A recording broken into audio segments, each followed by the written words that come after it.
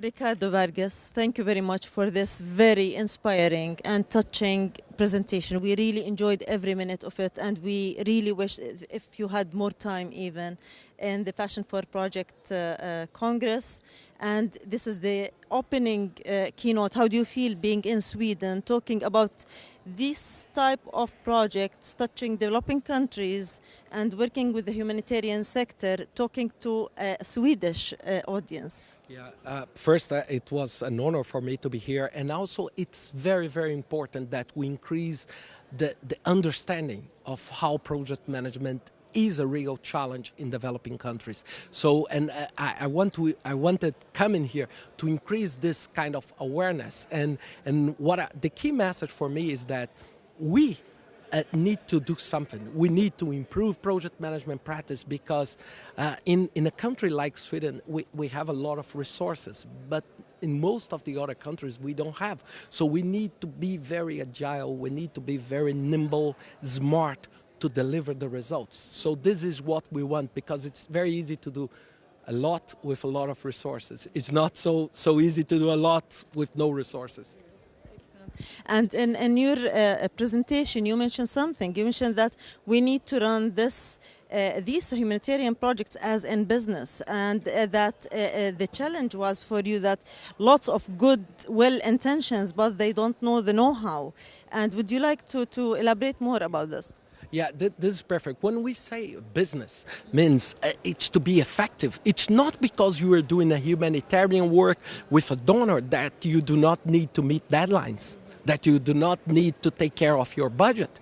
If you save, means you can reach more people. So, and for me, when I think about the stakeholder and the business side, I think, okay, I work for a business. My main stakeholder are the beneficiaries, are the poor people in South Sudan, are the challenging people in Afghanistan. So these are my main bosses, if I can say that. And I'm very curious. I have this question. I would like, or even on personal level, to know how does this change your life from working for, because you said you were 2 years and a half before, you were very different from now, but you are still this perfect director of project management for UNOPS. And I need to know, how did this experience change you? Yeah, this is a very good question because when this opportunity came to me, I was not thinking, I was not looking for something like that. And for me, I was very fortunate because it's an experience for you to live another life inside your own life. So I was very successful in business and I was very happy. And I say, can I challenge myself for doing something that is a real challenge? And now I'm sure I have a real challenge to put in place. So I'm very happy. Of course, sometimes when you go to the field, when you see poverty, it hurts you. I have 2 daughters and it's hard for you to see people at the age of my daughters starving and this.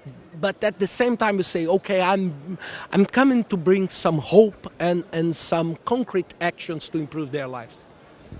And being in your position, having your background, with your experience, what is the message that you want to send to the Scandinavian project management professionals or people working in project management in general? Yeah, I think that a great project manager needs to be very open-minded. They need to understand that the world is not Helsingborg, that it's not Sweden, it's not Scandinavian, the world is the world. And the opportunities and the challenges are everywhere. So the good project manager is the person that is capable to understand these different dimensions and put the tools, the technique and the methodology to work towards this, because it's very different managing projects in Haiti and managing projects in a for-profit environment in Sweden. So we need just to open our minds to that. Sorry, I asked you so many questions, but my last question is, this Congress was organized in cooperation between Sweden chapter and Denmark chapter. So what is your experience with working with this Passion for Projects Congress and with the Sweden chapter and Danish? Yeah, this for me it was fantastic because of course I'm Brazilian and Brazilian are very happy and very passionate. So it was so nice to see this. And for example, yesterday when we have the dinner, people singing, it was so unique for me. And I think that passion drives everything because if this is what I tell everybody: if you hate your job, change your job. Don't move and stay 20 years doing things that you don't like. So it's something that I love what I do, and I'm very happy, and I'm very happy that this is the key topic of this Congress. So for me, it's a great honor and a privilege to be here. And it's a great honor for us also to be in your audience. Thank you very much, Ricardo. Thank you.